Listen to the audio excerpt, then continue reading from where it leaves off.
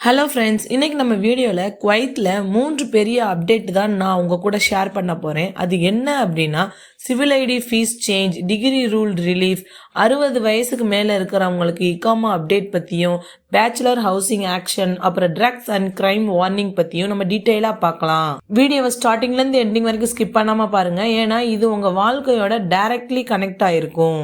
First update domestic worker case பத்தி பார்க்கலாம். Kuwait நீதிமன்றம் ஒரு கல்ஃப் கண்ட்ரியை சேர்ந்த ஒரு பெண்ணுக்கு 15 வருட ஜெயில் தண்டனை கொடுத்திருக்காங்க.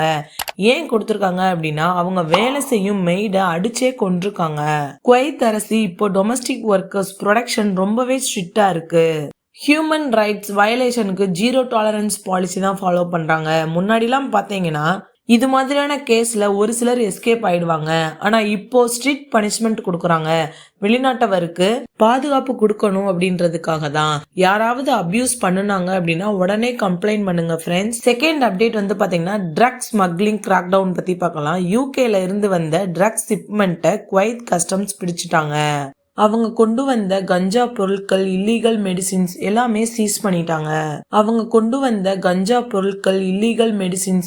சீஸ் பண்ணிட்டாங்க.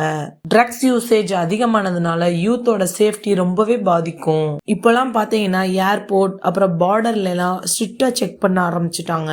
ஃப்ரெண்ட்ஸ், நீங்க இந்தியா, பாகிஸ்தான், பங்களாதேஷ், நேபாளம் இங்க இருந்து வர்றீங்க அப்படின்னா அன்அப்ரூவ்டு மெடிசின்ஸ், அப்புறம் herbal tablets, pain killer, syrup இது எதுவுமே பெர்மிஷன் இல்லாம கொண்டு வராதீங்க.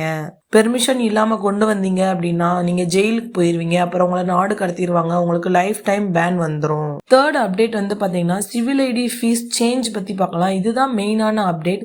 செர்டைன் கேட்டகரி ஒர்க்கர்ஸுக்கு சிவில் ஐடி ரெனியூவல் ஃபீஸ் பாத்தீங்கன்னா 250 கேடி, அப்புறம் இன்சூரன்ஸ் பாத்தீங்கன்னா 100 கேடி, டோட்டலா 350 கேடி ஆகுது. யாருக்கெல்லாம் இந்த சிவில் ஐடி ஃபீஸ் சேஞ்ச் ஆகுது அப்படின்னா, professional workers, degree based job பண்றவங்க, ஸ்கில்டு ஒர்க்கர்ஸ், செர்டைன் கேட்டகரிஸ்க்கு ஃபீஸ் சேஞ்ச் ஆகுது. முன்னாடிலாம் பார்த்தீங்கன்னா டிகிரி கம்பல்சரி, சர்டிஃபிகேட் நீடட், அப்புறம் 7 வருஷம் லிமிட்டட்னு சொல்லுவாங்க. இல்லைன்னா இகாமா கேன்சல் ஆயிரும், நாடு கடத்திடுவாங்க உங்களை. இப்போ நியூ ரூல் படி டிகிரி இல்லைன்னா கூட ஓகே, ஃபீஸ் எக்ஸ்ட்ரா பே பண்ணினா கண்டினியூவாக ஒர்க் பண்ணலாம். எதுக்காகனா எக்ஸ்பீரியன்ஸ்டு ஒர்க்கர்ஸ் தான் அவங்க எதிர்பார்க்குறாங்க.